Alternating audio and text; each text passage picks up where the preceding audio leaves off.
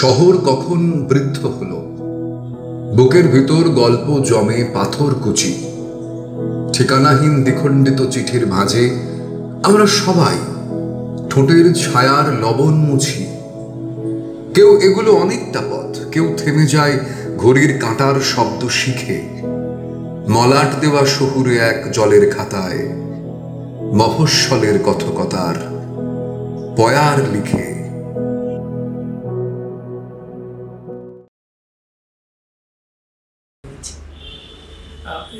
এই কবি ঘোষের ছাড়াও তুমি তো অনেকের গান পড়ো, নদিয়ায় অন্য ধর্ম নিয়ে তা প্রচুর আলোচিত। বাইরে সাহেবধ্বনি কথা তুমি একটু বলো। তোমার সাহেবধ্বনি সম্প্রদায় ও তাদের গান, আমাদের অধ্যাপক সুধীর চক্রবর্তী।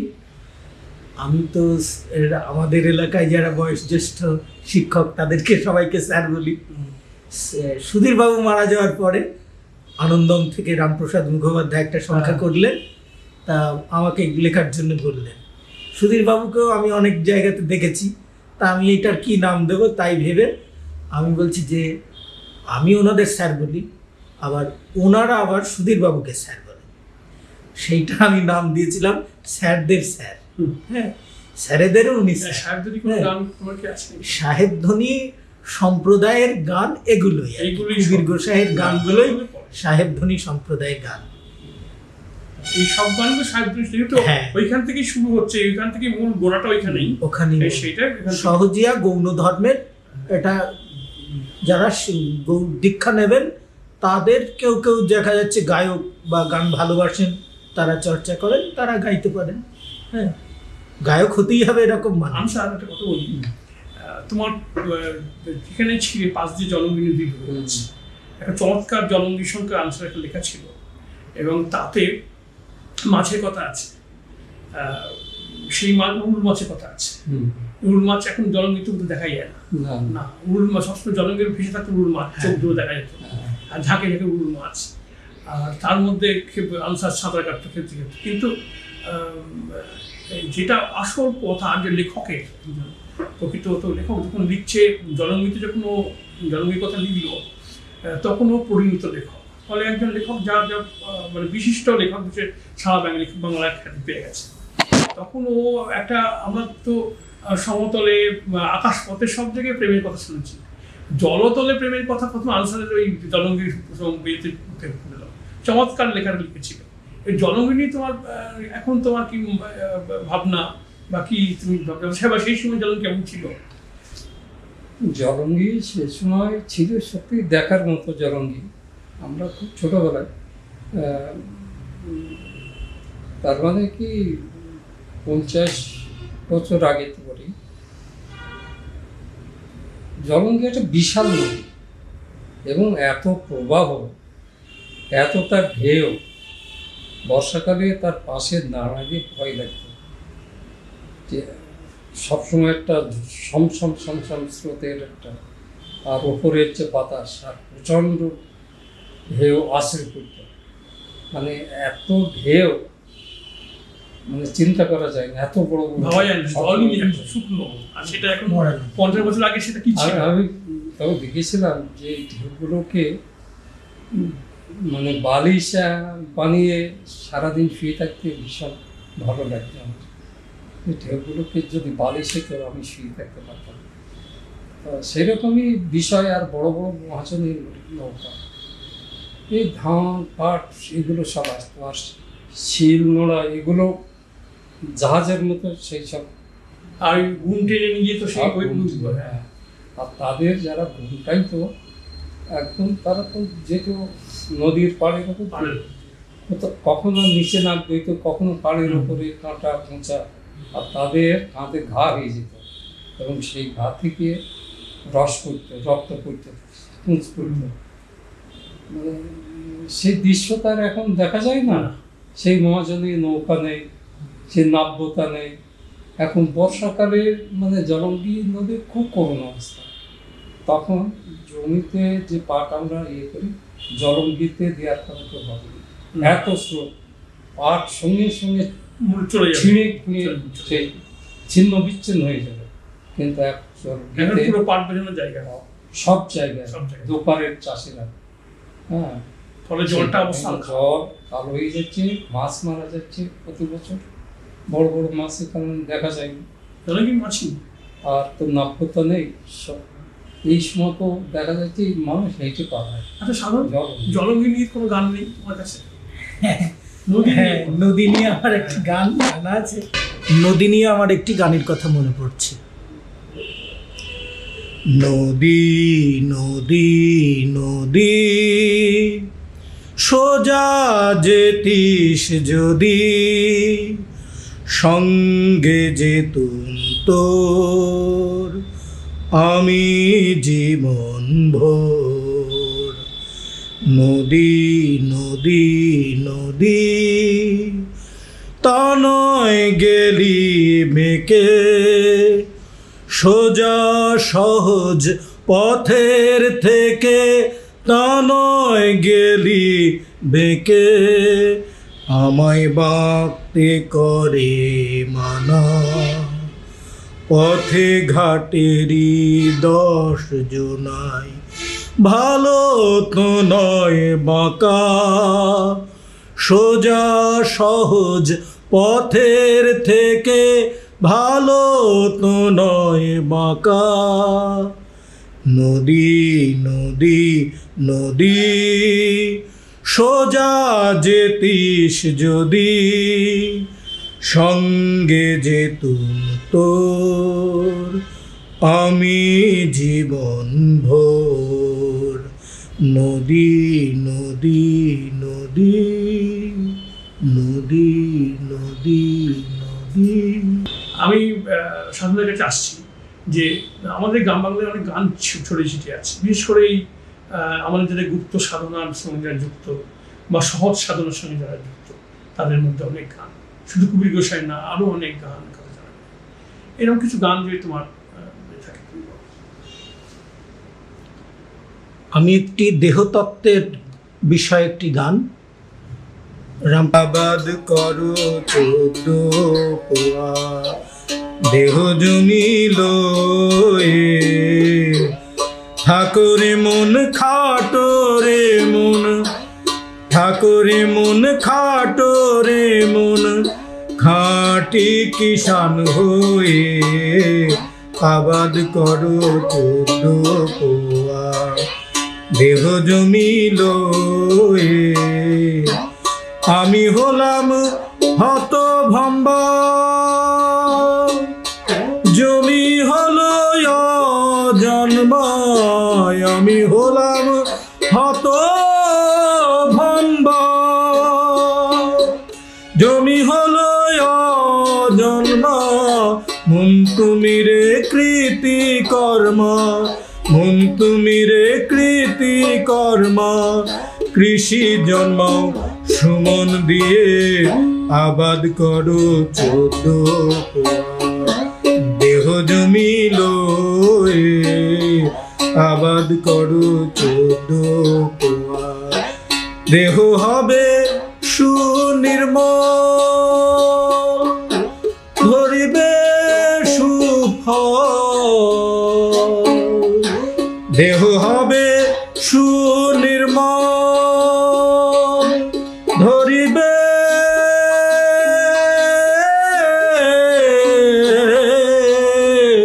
সুফল। কুবির কয় চরণেরি, কুবির কয় চরণেরি ধুলি লয়ে আবাদ করো 14 পোয়া দেহ জমিল। ঠাকুরে মন খাটো রে মন, ঠাকুরে মন খাটো রে মন, খাঁটি কিষান হয়ে আবাদ করো 14 পোয়া দেহ জমিল। স্যার, এই এতদিন গ্রাম বাংলার বাসিন একটু একটু তোমার সঙ্গে কথা প্রসঙ্গে বলছিলাম যে লেখক জীবনের কথা একটা পরিসর খুলে যায়, তা যখন এই দেখার চোখটা অন্যরকম হয়ে যায়, খুলে যায় অনেকটা। তুমি জীবন মাসের কথাটা বলছি, তা আমরা যেটা দেখছিলাম যে আমাদের ছোটবেলায় যে গ্রামগঞ্জ যেটা ছিল, যে একটা গ্রাম সারাদিন পরিশ্রম করছে, এই গানটার অর্থ থেকে আমি বলতে যাচ্ছি। তারপর বিকেলবেলা এসে সে একটা জায়গায় কিছু লোক জড়ো হয়ে তারা একটা গান করছে, সেখানে তারা শিক্ষা নিচ্ছে, বা দিনের বেলা একটা কোনো লোক গাড়িতে গাড়িতে চলে যাচ্ছে এই গান।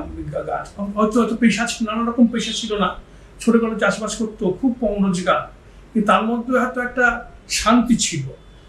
আর তারপরে এই গানটা পেলেই হয়তো একটা শান্তির একটা প্রভাব থাকতো। এইটা কি এখন কি অভাব, এখন গ্রামে নেই কি? তোমার কি মনে হয়?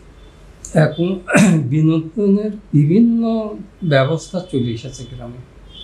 গ্রাম শহর আর পার্থক্য করা খুব মুশকিল।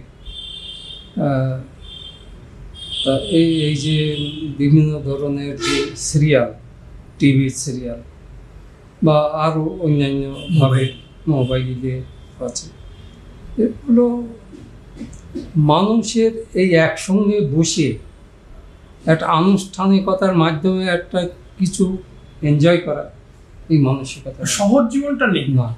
একদম গ্রামেও প্রত্যেকটা মানুষের, প্রত্যেকটা বউ, মেয়ে বা ছেলে, তাদের কাছে একটা মোবাইল সেট, অ্যান্ড্রয়েড, তার মধ্যে দিয়ে সে সব কিছু পেয়ে যাচ্ছে। সে একা, মানুষ প্রত্যেকেই একা হয়ে যাচ্ছে। এটা শহরও আছে, গ্রামেও সাংঘাতিকভাবে এটা দেখতে পাচ্ছি। তার ফলে হচ্ছে কি, যে এই যে একটা করে ক্রিয়েটিভ মানুষ গ্রামে তৈরি হতো, যারা কবির গোসাইয়ের মতো মানুষ, বা তার পরবর্তীকালে অনেক এসছে, তাদের সংখ্যা ক্রমশ কমে যাচ্ছে। ঠিক, এই কমে যাওয়ার মূল ব্যাপারটা হচ্ছে মানুষ নিজে থেকে আর ভাবার চেষ্টা করছে না। এই গানের যে মর্মার্থ, কে এত গবেষণা করতে যাবে? যার ফলে সে সামনে যেটা দেখছে, যে এনজয়মেন্ট তার সামনে, সেইটাকে সে বলে হচ্ছে কি, ও এই গান নিয়ে ওর কোনো প্রফেশনে ও কিছু বিপদ পাবে না, ওকে নতুন নতুন গান শিখতে হবে, আধুনিক গান শিখতে হবে, বিটের উপর একটা গান তৈরি করতে হবে।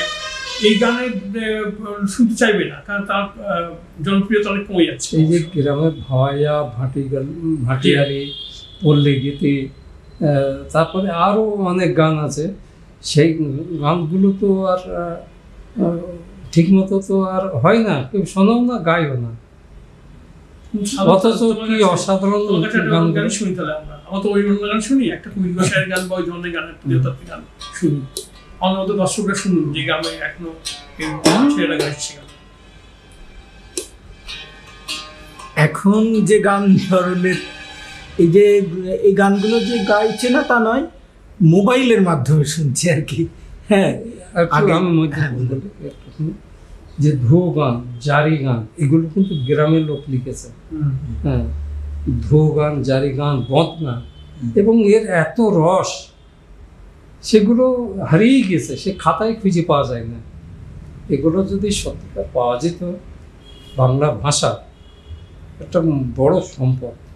এই খাতা পাওয়া যায় না মানে কি, এই যারা চর্চা নেই, যারা মারা গিয়েছে, তাদের পরম্পরাও রক্ষা করার চেষ্টা করে, কেউ রক্ষা করছে না, গানগুলো করছে না কেউ, যার জন্য এটা হারিয়ে গেছে।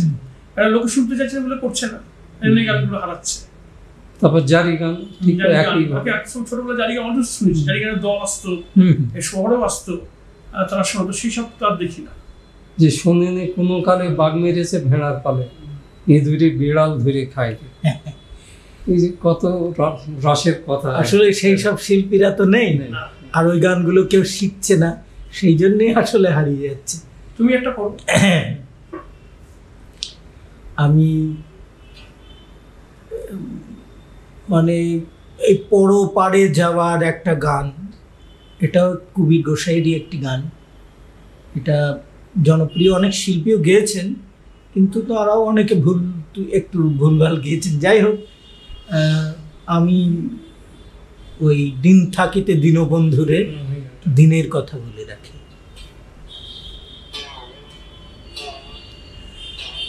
দিন থাকিতে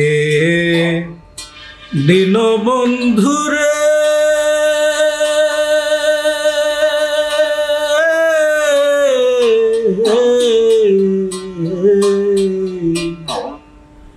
দিনের কথা বলে রাখি, আমার ফুরাবে একদিন, আসবে একদিন রে,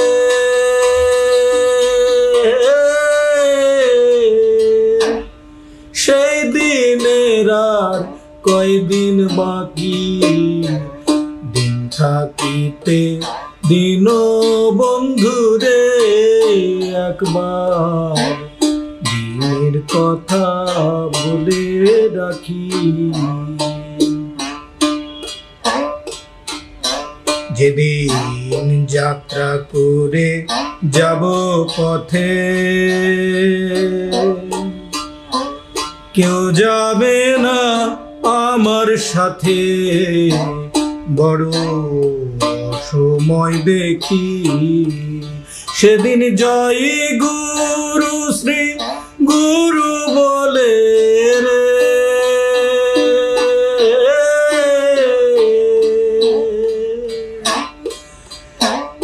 উড়ে যেন প্রাণ পাখি, দিন থাকিতে দিন বন্ধুরে একবার দিনের কথা বলে রাখি।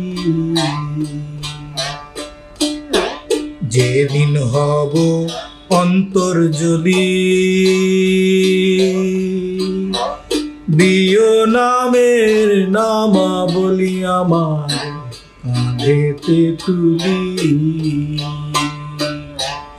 যেদিন হব অন্তর্জলি, দিও নামের নামা বলি আমার কাঁধেতে তুলি।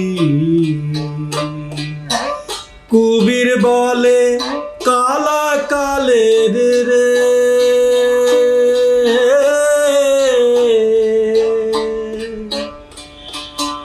কবির বলে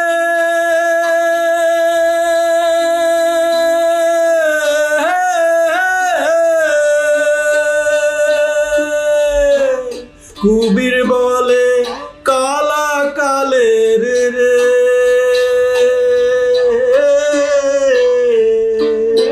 যেন চরণ ধুলি মেখে থাকি, দিন থাকিতে দিন বন্ধুরে একবার দিনের কথা বলে রাখি। আমার ফুরাবে একদিন, আসবে একদিন রে,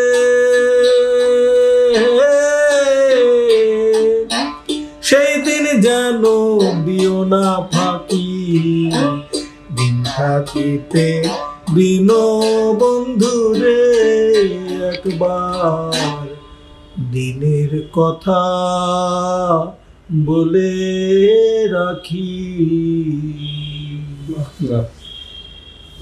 আচ্ছা, তুমি তোমার প্রথম বই সুধীরবাবু বের করছে, বইটা কি তোমার কাছে আছে?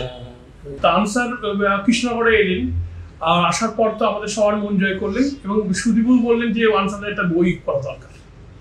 সেই প্রথম আজ থেকে বহুকাল আগে এই বইটা স্যার ধ্রুবপদ থেকে প্রকাশ করছে, আনসারের গল্প, আনসারের প্রথম বই। মানে তখন চাষবাস করলেও কিন্তু চেহারাটা ভালো ছিল মনে হচ্ছে, তখন যৌবন ছিল, যুবক ছিল, যুবক। তা সেই আনসারের বই, তারপরে এখন আনসারের এখন বইয়ের সংখ্যা কত? এখন 17-18টা হয়, 18টা বই আনসার লিখে ফেলেছে এবং জনপ্রিয়। তার মধ্যে জনপ্রিয় একটা বই তোমার, সেটাও বলছি, এটা বের করো। এই বইটা খুব পাঠকের কাছে জনপ্রিয় হয়েছে। 5টা সংস্করণ হয়ে গেছে। এই সেই বিখ্যাত বই গৌড়া খানের কথকথা আনসার, এটা 5টা সংস্করণ হয়ে গেছে এবং গ্রাম বাংলাকে জানতে গেলে এবং তার গল্প, তার প্রচলিত ধারণা সব কিছু এই বইটা পেলে পড়লে জানা যাবে।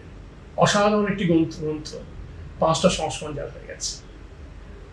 আমাদের নদিয়া বা কৃষ্ণনগর বা আশেপাশে আমাদের গল্প আনসার, তাকে আজকে সঙ্গে পেয়ে আমাদের খুব ভালো লাগছে, আমার বন্ধু। এবং আজকে আমরা অনুষ্ঠান শেষ করব বৈষ্ণব বাপন ফকিরের নদিয়া কাহিনী। এই বইটা কিছুদিন আগে আমাদের মুদ্রায় পথে প্রকাশিত হয়েছে। তা আজকে আমাদের এই দুজন মানুষ এসেছেন যারা নদিয়া জেলা এবং তাদের গৌড় ধর্ম সম্বন্ধে ভালোই পরিচয় রয়েছে গ্রাম বাংলা। তাদের হাত দিয়ে আমি আবার একবার করে বইটা সবাইকে দেখাবো। স্বপ্নীল ঝাড়, নদিয়া বাউল কাহিনী। আনসার, তোমার একটু দু একটা গান সম্বন্ধে তোমার এখন সম্প্রতি তোমার কি মনে হওয়া, তার সাথে সংক্ষেপে বলো যে তুমি এখন কি ভাবছো গ্রাম নিয়ে? গ্রাম নিয়ে আমার যেটা ভাবনা, গ্রাম তো পরিবর্তন হয়েছে ভীষণভাবে, তবে এই গ্রামের কথা অনেকেই লিখছে। মানে এই সময় গ্রাম আলোকিত হয়েছে যেহেতু, লেখকরাও কিন্তু গ্রামের দিকে আসছে, বা নাগরিক জীবনের কথা লিখতে লিখতে তারাও একটা ক্লান্ত হয়েছে, গ্রামে আসছে। কিন্তু আমার যেটা বলার বিষয়, যে প্রাচীন যে গ্রাম, প্রাচীন গ্রাম বলতে গেলে আজ থেকে 60 বছর আগেকার গ্রাম, 50 বছর আগেকার গ্রাম, বা 40 বছর আগে পর্যন্ত, হ্যাঁ, মানে সেই গ্রাম এবং মানধাত্তা আমলের যে গ্রাম, তার মধ্যে কোনো তফাৎ ছিল না। সেই হাল চালনা, সেই কাস্তে দিয়ে ফসল কাটা, সারাদিনে মানুষের শ্রম, ধান ভাঙা, তারপরে সেই গোবর দিয়ে জ্বালানি তৈরি করা, এগুলো কিন্তু এখন নেই। এখন জ্বালানির জায়গা নিয়েছে গ্যাস এসেছে, লাঙলের জায়গায় ট্র্যাক্টর গেছে, মানুষ নিজেরা ঝাড়াই কাজ করে না, মেশিনে করছে, মেশিনে ধান কাটছে। এটা হচ্ছে এই বর্তমান গ্রাম, পুরো চেঞ্জ এসেছে। এবং এত গরু পালন করা হইতো, প্রতি বাড়িতে গরু থাকতো, সেই গরু নেই আর। গ্রামের কাঁচা রাস্তা নেই, আগেকার যে ফসল কম ফলনশীল, মানে খুব সাবেকি ধান, সেটে বা অন্যান্য যে ধান, তার জন্য মানুষের অভাবও গিয়েছে আর কি। এগুলো এসেছে আমাদের কাছে, অভাব চলে গেছে, কিন্তু গ্রাম বাংলা কিন্তু গ্রাম হারিয়ে ফেলেছে, সেই ছবিগুলো আর নেই। কিন্তু সেই যে ক্ষেত মজুর, গ্রামের একটা বড় অংশ ক্ষেত মজুর, আর একটা বড় অংশ চাষি। ক্ষেত মজুর ও চাষের সঙ্গে যুক্ত, কিন্তু তাদের জীবন কথা কিন্তু লেখা হয়নি বাংলা সাহিত্যে। বিভিন্ন লেখা হয়েছে, নদী নিয়ে বিভিন্ন উপন্যাস লিখেছে, কিন্তু পিওর ক্ষেত মজুর, পিওর গ্রামের যে একটা মহিলা, গ্রামের অন্য প্রফেশন যে লেখা হয়েছে, ক্ষেত মজুরদের প্রফেশন, তাদের নিয়ে লেখাটা কিন্তু, বা একজন নির্দিষ্ট চাষিকে ধরে, চাষবাস ধরে কিন্তু কোনো সাহিত্য আসে না। রাখালদের নিয়ে কোনো সাহিত্য আসেনি, উপন্যাস। সে রাখালদের নিয়ে কবিতা টবিতা বিভিন্নভাবে হয়েছে, কিন্তু ওপর থেকে যেটুকু দেখা হয়েছে তাতে আমি প্রথমে গো রাখালদের নিয়ে আমি লিখেছি। মানে ক্ষেত মজুরদের কথা বলছি না, আমি লিখেছি উপন্যাস জন মুনিশ, মানে মুনিশ কাটাদের যে প্রকৃত জীবন তাদের, এবং যে মেয়েরা ধান ভাঙে, সেই মেয়েদের যে জীবন, বিশাল বড় পরিবার, প্রচুর গরু, তার সেই গোবরগুলো সে কাঁপে করে ঝুড়িতে করে সে নিয়ে যাইতে পাকদণ্ডী হয়ে, সেটা সার গাদা, সেই গাদার উপর গেছে সে। মানে এই যে তাদের কষ্টকর যে জীবন, এই সেই জীবনের কথা আমি লিখেছি একটা উপন্যাস। সেই উপন্যাসের নাম হচ্ছে মেয়েদের জীবনী, কি নামটা ভুলে গেলাম, যাই হোক, হেঁসেল জীবন। হ্যাঁ, হেঁসেল জীবন। তা আমরা চাই আনসার, তোমার স্মৃতিতে যেই পুরনো গ্রাম বাংলার ছবি আছে সেগুলো ফুটে উঠুক। এটাও চাইবো যে এই যে পরিবর্তন হলো গত 30 বছর ধরে, একটানা পরিবর্তন হতে হতে শহরের কাছাকাছি চলে এলো গ্রামগুলো। এখন তোমার গ্রাম থেকে শহর আসতে আধ ঘন্টা টাইম লাগবে, যেটা একসময় মনে হতো একবেলা চলে যাবে। সেটা আর নয়, তার রাস্তাঘাট সব অটোমেটিক তাদের উন্নতি হয়েছে, কিন্তু তার জন্য আমাদের যেটা হারালো, আমাদের ছেলেবেলার যেটা, সেটা ফেরত হচ্ছে, সেটা আমাদের নিশ্চয়ই এখন এটা যদি উন্নতি হয়, উন্নতি তাহলে কি হারালাম আমরা, সেটা হারালাম। কিন্তু সেই গ্রাম যেটা আমরা, মহাজন যে আমাদের লেখক বা মহাজন যে কবি, তাদের লেখায় যা গ্রাম ছিল, সেটা কিন্তু এখন আর নেই, একদম চলে গেছে। কিন্তু সেটাকে স্মৃতিতে এই যে সাহিত্য রচনা করা দরকার, কারণ সেটা হচ্ছে বহু বছর, হাজার বছরের যে গ্রাম, যে মান্ধাতা আমলের যে গ্রাম, যে গ্রামে দ্রৌপদীকে পাওয়া গেছে হাল চালনা করতে গিয়ে, সেই হাল এ পর্যন্ত ছিল। সেই জীবন ব্যবস্থা, একই জীবন ব্যবস্থায় থেকে 60 বছর আগে থেকে 2000 বছর আগে পর্যন্ত কন্টিনিউ করল। তা নিয়ে কিন্তু বাংলা সাহিত্যে কোনো স্থায়ী লেখা কিন্তু লেখা হলো। এটাই সব লেখার মধ্যে এসছে, কিন্তু ওইটাকে নিয়ে পুরো লেখা সেটা হয়তো। তা আমার স্যার ভালো লাগলো খুব আনসারকে আজকে অনুষ্ঠানে পেয়ে। আমাদের সংক্ষিপ্ত অনুষ্ঠান, আমার পরে একদিন নিশ্চয়ই আরো আলোচনা করা যাবে। আমি সাধারণকে বলবো যে একটা গ্রাম বাংলার ওই যে আমরা যে পুরনো কথা বলছি, সেই পুরনো দিনের গানের কথা, একটা তোমার ওই মহাজনীদের গান একটা দিয়ে তুমি আজকে অনুষ্ঠানটা শেষ করো। আমি এখন একটা জীবন শাহ দরবেশের গান। উনি একজন নদিয়ার মহাজন, ওনার অনেক শিষ্য রয়েছে। পলাশীপাড়ার কাছে সাহেবনগর গ্রামে ওনার আশ্রম আছে এখনো। জীবন শাহ দরবেশের এক ভক্ত কাতমিন ফকির, বড় আন্দুলিয়া বাড়ি, উনি এই গানটি লিখেছেন এবং উনি এই গানটি, ওনার কাছ থেকে আমি শিখেছি গানটা। কাতমিন ফকির এবং জীবন শাহ দরবেশ পরলোক গমন করেছেন এবং তার গান আজও আমার মনে দাগ কাটে, সেই জন্যই আমি এই গানটা দিয়ে শেষ করছি। ওরে ভোলা মনরে তুই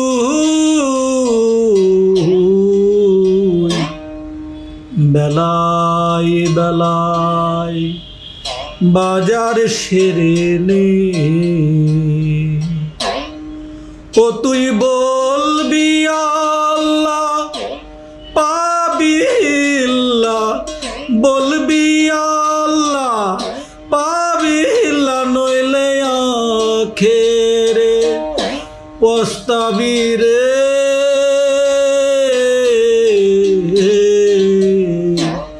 বাজার সেরে নে,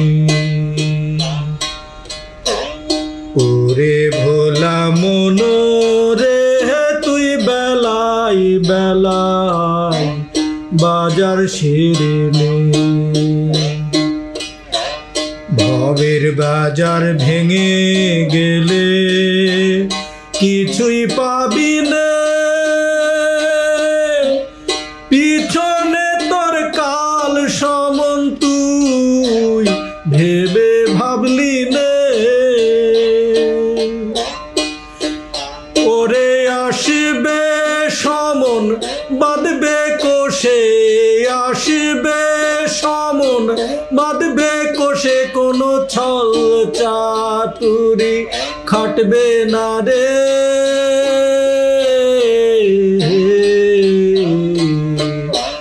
বাজার সেরে নে, ওরে ভোলা মন রে তুই বেলায় বেলায় বাজার সেরে নে। ভবের বাজার করতে এসে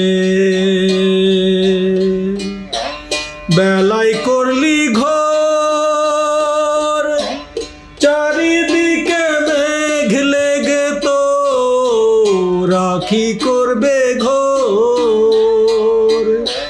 ভবের বাজার করতে এসে বেলায় করলি ঘোর, চারিদিকে মেঘ লেগে তো রাখি করবে ঘোর। ওরে হরদম মুখে লাই লাহা পড়ো, হরদম মুখে লাই লাহা পড়ো, আল্লাহ বলো আখেরে ঢাল হবে রে। বাজার সেরে নে, ওরে ভোলা মন রে তুই বেলায় বেলায় বাজার সেরে নে। জীবন সাদর বেশে বলে কাতমিন রাঙ্কি সোনা চিনলি না রে। জীবন সাদর বেশে বলে কাতমিন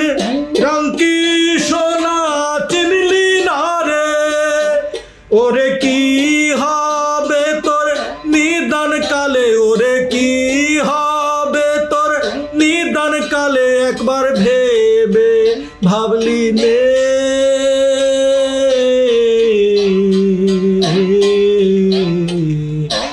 বাজার সেরে নে ওরে ভোলা মনোরে তুই বেলায় বেলায় বাজার সেরে নে ওরে ভোলা মনোরে তুই বেলায় বেলায় বাজার সেরে নে।